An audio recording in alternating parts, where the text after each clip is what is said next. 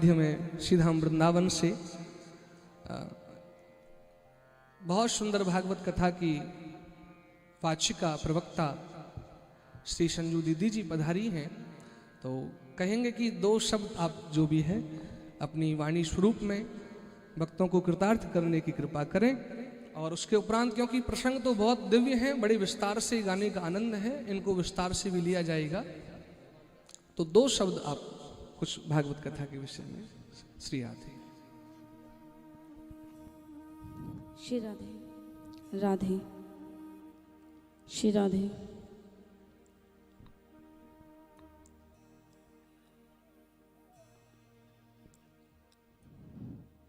गुरुर्ब्रह्मा गुरुर्विष्णु गुरुर्देवो महेश्वरा गुरुर्साक्षात् परब्रह्मा तस्मै श्री गुरुवे नमः।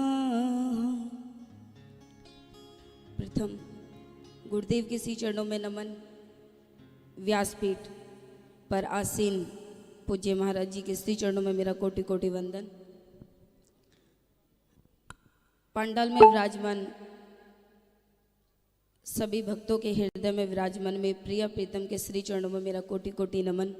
मंच पर आसीन ब्राह्मणों के श्री चरणों में मेरा कोटि कोटि प्रणाम।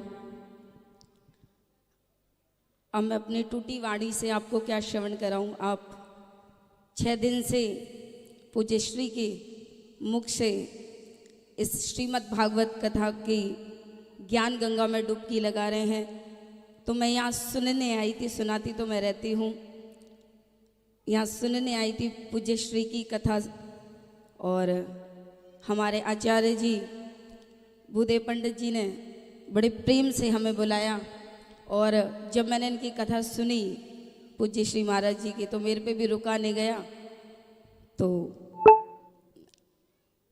दिल्ली से हम अब खिंचे चले आए इस भागवत के लिए। और बाकी ये ऐसी कथा है जिसके लिए तो मैं अपनी टूटी वाड़ी से क्या बोलूँ। हरि अनंत हरि कथा अनंता। इस ज्ञान की डुबकी में तो कितना भी डूबते चले जाओ, ये कभी भी समाप्त नहीं हो सकती प्यारे। और जितना इसमें डूबते चले जाओगे तो पार होते चले जाओगे। मुझे थोड़ा सा समय मिला है, उसमें यही कहूँगी कि आपको निमंत्रण दूंगी मैं। दिल्ली में कथा है 16 फरवरी से, तो आप भी पूज्य महाराज जी से भी मेरी विनती रहेगी कि वे भी आए हैं और आप भी कथा में ज़रूर, क्योंकि डुबकी तो आप लगा ही रहे हैं और कहते हैं कि भैया दिल्ली में भी आइए, हम बोलेंगे ब्रजवासी आए हैं। तो सभी से विनती रहेगी मेरी कि आप सभी 16 फरवरी से कथा में अवश्य आएँ। उसके बाद 4 मार्च से नोएडा में है, 4 मार्च से नोएडा में है। आपकी कृपा रहेगी तो कर लेंगे,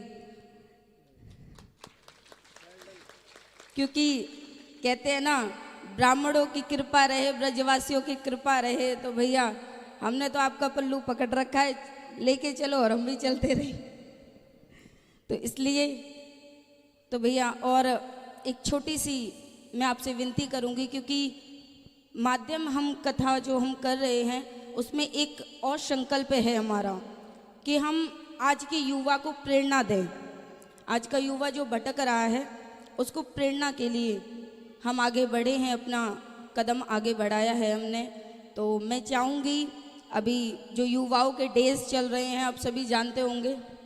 आज वैसे कौन सा डे है, किसी को पता है कौन सा है? प्रॉमिस डे ना, जिसे हम धारणा दिवस के रूप में मनाते हैं। और 14 फरवरी को क्या पड़ेगा, जिसे हम माता पिता पूजन दिवस के रूप में मनाते हैं। आप जानते होंगे भैया, क्या जानते होंगे हमें नहीं पता, क्योंकि ये वैलेंटाइन है कौन हमें नहीं पता, हम नहीं जानते इसको ये कौन है। अगर मैं आपकी सूचना के लिए बता दूं, वैलेंटाइन कौन है? ईसाई धर्म से है, कट्टर ईसाई था। इसने एक ईसाई धर्म की अलग किसी धर्म की महिला से प्रेम किया और वैलेंटाइन डे 14 फरवरी के दिन इसकी मृत्यु हो गई। हमारा कौन मर गया जिसके दिन हम ये बनाए? हमारा तो कोई नहीं मरा ना। अगर मरा है तो फूल लेकर श्रद्धांजलि दे आओ भैया। और अगर प्रेम की बात करते हो तो जब हम पृथ्वी पर आए थे तो हमने सबसे पहला प्रेम अपनी माँ से किया था, और माँ ने उंगली देकर इशारा किया था, तब हमने पिता से प्रेम किया था। इसके अलावा हमारे जीवन में और कोई नहीं है। अगर है तो बताओ, नहीं है ना? तो पहला जो प्रेम है हमारा वो माता पिता हैं।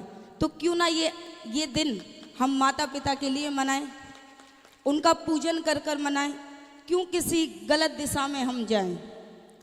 तो एक प्रॉमिस करिए, आज प्रॉमिस डे तो तुम मना रहे हो, मैं एक वादा आपसे ले रही हूँ। एक वादा ये करो कि 14 फरवरी जो आने वाली है उस दिन आप माता पिता पूजन दिवस मनाएंगे। सभी अपने माँ बाप का पूजन करेंगे। कौन कौन करेगा? अभी भी सोच रहे हैं, ये सोच रहे हैं अभी भी। अब वो सोच रहे होंगे अम्मी पापा तो चल दिए भैया, वैकुंठ से दार गए, तो सास ससुर तो हैं, वो माँ बाप से कम है क्या? तो भैया सभी दोनों हाथ उठाकर इसमें हामी भरें। जबरदस्ती वाली बात है भैया, हामी तो भरनी पड़ेगी। भर ली तो सभी मनाना। और अब बस यही मेरी प्रार्थना थी। बाकी चलिए हम भी कथा श्रवण करते हैं, आप भी श्रवण करिए। बोले बाकी बिहारी लाल की, राधा रानी सरकार की, भागवत महापुराण की जय जय श्री राम।